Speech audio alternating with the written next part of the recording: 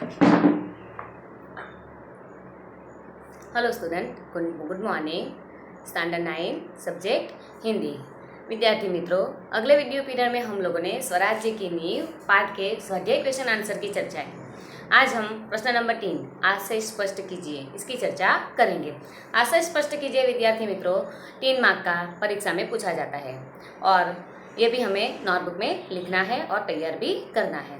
तो सबसे पहला प्रश्न है, स्वराज्य प्राप्ति से बढ़कर है स्वराज्य की स्थापना के लिए भूमि तैयार करना और स्वराज्य की नींव का पत्थर बनना।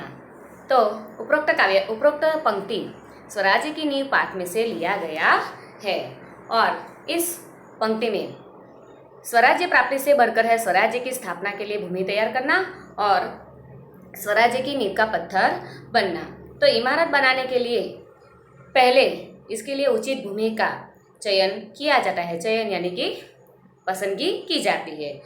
फिर मजबूत नींव रखी जाती है। नींव जितनी मजबूत होगी उतनी ही इमारत मजबूत बनेगी। जितनी नींव आधार, नींव यानी कि आधार, जमीन के अंदर खड्डा खोद के सबसे पहले इमारत बनाने के लिए उसकी नींव रखी जाती है। नींव अगर मजबूत होगी तो उसकी बिल्डिंग, इमारत भी मजबूत बनेगी। इसी तरह स्वराज्य पाने के लिए देश और समाज में उसके लिए वातावरण तैयार करना जरूरी है। यह वातावरण जनमानस को जगाकर ही तैयार किया जाता है। जब तक हमारे देश की जनता जागरूक नहीं होगी तब तक हमारे देश को आज़ादी नहीं मिलेगी। शहीदों के बलिदान जनमानस को आंदोलित करते हैं और लोगों में स्वराज्य पाने की भावना तीव्र बनती है। तो इस प्रकार जब तक जनमानस जागरूक नहीं होगा तब तक हमारे देश को आज़ादी नहीं मिलेगी और इसीलिए कहा जाता है स्वराज्य प्राप्ति से बढ़कर है स्वराज्य की स्थापना के लिए भूमि तैयार करना और स्वराज्य की नींव का पत्थर बनना। तो इस प्रकार विद्यार्थी मित्रों विष्णु प्रभाकर ने इस नाटक के अंदर हमारे देश की जनता को हमारे देश के प्रति जागरूक बनने का आग्रह किया है। दूसरा देते हैं, सेकंड नंबर, शंकाएं अविश्वास पैदा करेगी और उस अविश्वास से उत्पन्न निराशा को दूर करने के लिए पायल की झनकार और भी झनक उठेगी। यहाँ पर फिर से मैं एक बार कॉमन वाक्य लिखने का ही है कंपलसरी। उपरोक्त वाक्य स्वराज्य की नींव पाठ में से लिया गया है। इस पाठ के लेखक का नाम विष्णु प्रभाकर है। तो यहाँ पर राव साहब, बांदा के नवाब आदि रानी के सहयोगी संकुचित दृष्टि के व्यक्ति थे, यानी राव साहब, बांदा के नवाब और तात्या जैसे सेनापति भी भोग विलासिता में डूबे हैं। यहाँ पर झांसी हाथ में से चली गई है फिर भी किसी को कोई परवाह नहीं है। एकमात्र झांसी की रानी है यानी लक्ष्मीबाई जो है उसको ही अपने देश की, अपनी झांसी की परवाह है और वो युद्ध भूमि में जाने के लिए सैनिक वेश में सज्ज हो गई है। वे बांदा के नवाब, राव साहब वे अपने अपने स्वार्थ के लिए रानी लक्ष्मीबाई से जुड़े थे। उनमें न देश प्रेम था और न एक दूसरे के प्रति विश्वास था। वे एक दूसरे को शंका की दृष्टि से देखते थे। ऐसे में स्वराज्य स्थापना की बात उनमें परस्पर अविश्वास बढ़ा सकती है। अविश्वास उनमें निराशा पैदा कर सकती है और फिर उससे उत्पन्न दुख को दूर करने के लिए वे राग और रंग में डूब जाते हैं। जो अविश्वास पैदा हुआ और अविश्वास से जो निराशा पैदा हुई उसको दूर करने के लिए वो लोग भोग विलास, ऐशो आराम में, रंग राग में डूबे रहते हैं। कौन कौन? तो राव साहब, बांदा के नवाब और तात्या। तात्या तो कुछ भी कैसे भी करके लक्ष्मीबाई को सहकार देता है युद्ध करने में, लेकिन राव साहब ने तो जरा भी सहकार नहीं दिया रानी लक्ष्मीबाई को युद्ध में। जरा सा भी उन्होंने सहकार नहीं दिया। रानी अकेली अंग्रेजों के साथ युद्ध में जूझती है और अंत में वीर गति प्राप्त करती है। इसीलिए कहा जाता है कि खूब लड़ी मर्दानी वो तो झांसी वाली रानी थी। आगे लेंगे विद्यार्थी मित्रों, दोस्त की ठोकर अविश्वास की खाई को और चौड़ा कर सकती है। तो देखो, दोस्त की ठोकर अविश्वास की खाई को और भी चौड़ा कर सकती है। देखो, इसके लिए मैं आपको बार बार बताती हूँ कि कॉमन वाक्य तो हर एक में लिखने का है कि उपरोक्त वाक्य, फिर से उपरोक्त वाक्य स्वराज्य की नींव पाठ में से लिया गया है। इस पाठ के लेखक का नाम विष्णु प्रभाकर है। तो देखो, यहाँ पर दोस्ती में एक दूसरे पर विश्वास होता है। ऐसे में कोई धोखा दे तो दिल को गहरी चोट लगती है। गहरा विश्वास गहरे अविश्वास में बदल जाता है और फिर पहले जैसी दोस्ती नहीं रहती। इसीलिए कहा जाता है दोस्त की ठोकर अविश्वास की खाई को और भी चौड़ा कर सकती है। तो चलो आगे लेंगे विद्यार्थी मित्रों। नेक्स्ट क्वेश्चन, सही विकल्प चुनकर विधान पूर्ति कीजिए। देखो, सही विकल्प चुनकर विधान पूर्ति कीजिए, वाक्य पूर्ण कीजिए। एक, वह मिल सकता है केवल सेवा, तपस्या और बलिदान से। यहाँ पर आपको उसमें शब्द लिए गए हैं, उसमें से आंसर आप लिख, बलिदान शब्द आएगा आंसर।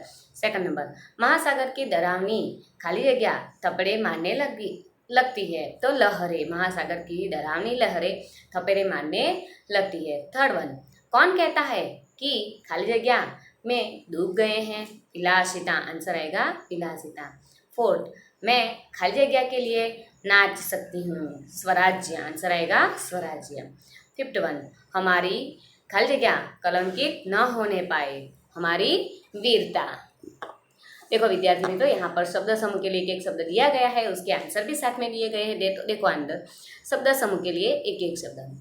धरती और आकाश के मिलने का स्थान, तो जवाब है क्षितिज। बराबर ध्यान से देख लो, यहाँ पर क्षितिज शब्द भी लिखा हुआ है। सेकंड नंबर, निराशा या क्रोध में मुंह से निकलने वाली श्वास, तो आंसर है निश्वास। दही से बनने वाला एक व्यंजन श्रीखंड, व्यंजन यानी कि वानगी, तो इसका नाम है श्रीखंड। दही में से श्रीखंड बनाया जाता है। ब्राह्मण को खिलाया जाने वाला भोज, तो जवाब है ब्रह्म भोज। आगे, स्वामी के प्रति श्रद्धा रखने वाला, तो जवाब है स्वामी भक्त। आगे सिक्स्थ वन, उदाहरण के अनुसार शब्द बनाइए। तो जो राज्य, राज्य के आगे स्व लगा तो क्या लगाएंगे? स्व राज्य। देश के आगे हम स्व लगाएंगे तो स्वदेश। भाव आगे स्वभाव।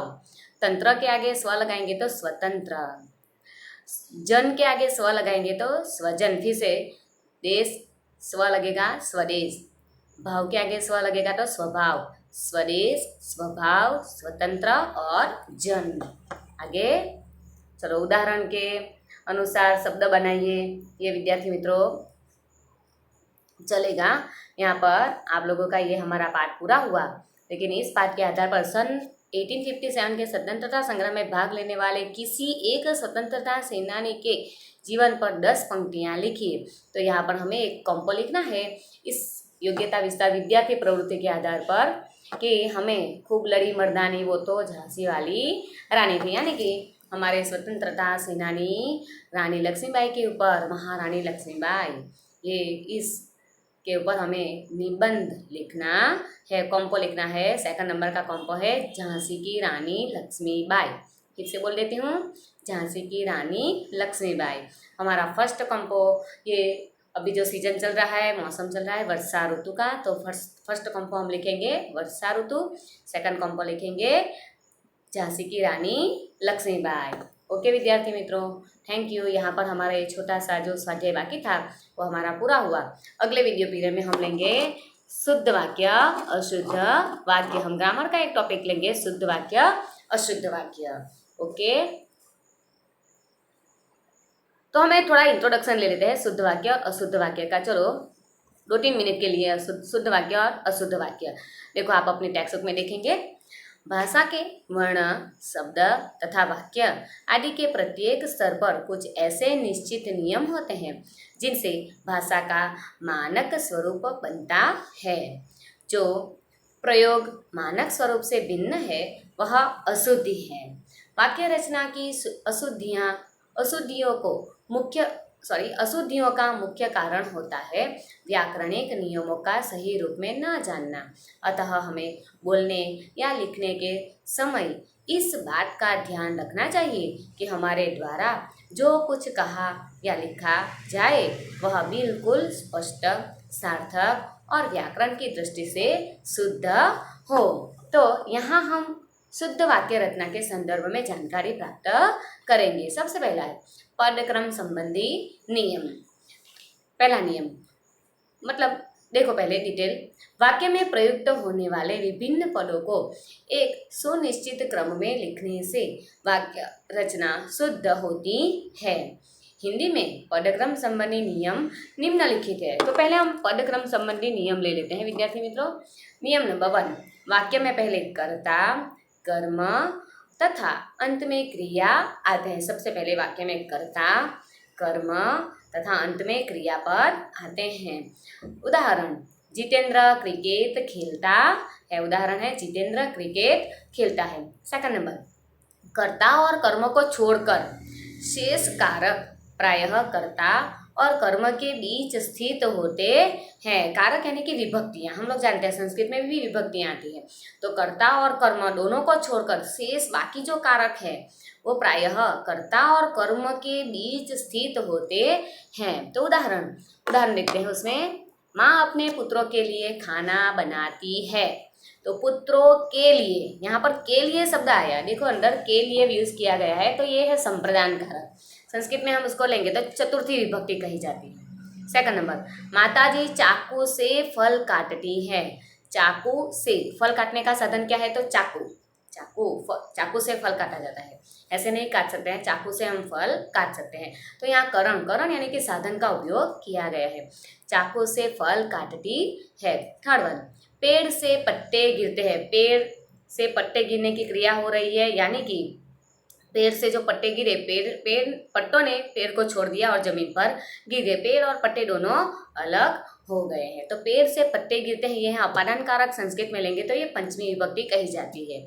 आगे, लड़के मैदान में क्रिकेट खेलते हैं। मैदान में, क्रिया कहाँ हो रही है? मैदान में का प्रयोग किया गया है, तो यह है अधिकरण कारक। तो इस प्रकार यहाँ पर वाक्य शुद्धि के लिए कारक, कर्ता, कर्म, क्रियापद आदि भी उचित जगह पर, उचित स्थान पर होना चाहिए। तो फिर से यहाँ पर फर्स्ट वाक्य, माँ अपने पुत्रों के लिए खाना बनाती है, के लिए शब्द आया, ये है संप्रदान कारक।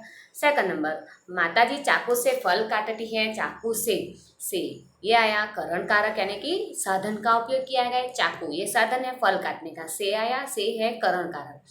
पेड़ से पत्ते गिरते हैं। पेड़ से पत्ते अलग हो रहे हैं, क्रिया यानी अलग होने की क्रिया हो रही है। तो पेड़ अपने जगह पर स्थित है और पत्ते उसके डाली पर से गिरकर जमीन पर आ गए हैं। तो इस प्रकार दोनों अलग हो रहे हैं, तो जमीन पर गिरते हैं। ये अपादान कारक बताता है किसी वस्तु या किसी व्यक्ति जो स्थान को छोड़कर दूसरे स्थान पर चला जाता है, वहाँ पर जो से आता है वो अपादान कारक के लिए आता है। और किसी वस्तु से, साधन से कोई क्रिया हो रही, कोई साधन से कुछ काम किए जा रहे हैं, वहाँ पर जो साधन का उपयोग किया जाता है, वहाँ जो से आता है वो है करण कारक। लड़के मैदान में क्रिकेट खेलते हैं। क्रिया मैदान में हो रही है, घर में हो रही है, क्लास में हो रही है, बाजार में हो रही है, कहाँ हो रही है? में आता है, में, वो है अधिकरण कारक। तो इस प्रकार कुछ स्थानों पर ये कारक कर्म के बाद भी प्रयुक्त हो जाते हैं। जैसे प्रियदा ने मनमोहन को सिर से पैर तक देखा। यहाँ पर कुछ स्थलों पर ये कारक कर्म के बाद भी प्रयोग किए जाते हैं। जैसे प्रियोदा ने मनमोहन को सिर से पैर तक देखा। सिर से पैर तक देखा। प्रियोदा ने मनमोहन को आया, यहाँ पर सिर से पैर तक देखा। यहाँ पर कर्म के बाद भी ये कारक प्रयोग किए गए हैं। तो इस प्रकार विद्यार्थी मित्रों, आगे जो नियम है, नियम नंबर 3 से लेके जितने भी नियम है वो बाद में लेंगे अगले वीडियो पीरियड में। तब तक हम यहाँ पर रुकते हैं। Thank you.